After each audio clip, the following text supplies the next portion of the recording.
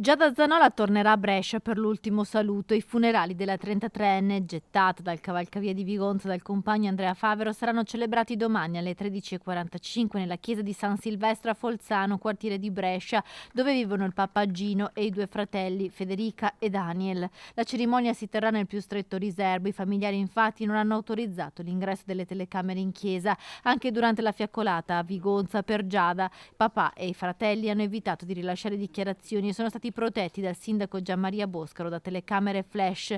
Alle esequie della giovane mamma potrebbero partecipare i genitori del compagno Andrea Favero, che si trova in carcere con l'accusa di omicidio volontario. Ieri Claudio, il padre del 38enne, durante il sopralluogo della polizia ha detto che vorrebbe partecipare. Penso di sì, valuteremo. A Vigonza domani, in occasione dei funerali a Brescia, ci sarà lutto cittadino. Con un'ordinanza il sindaco Boscaro ha disposto l'esposizione delle bandiere a mezz'asta su tutti gli edifici comunali. La cittadinanza, le istituzioni e i titolari di attività commerciali potranno abbassare le serrande o partecipare al lutto nelle forme che riterranno opportune.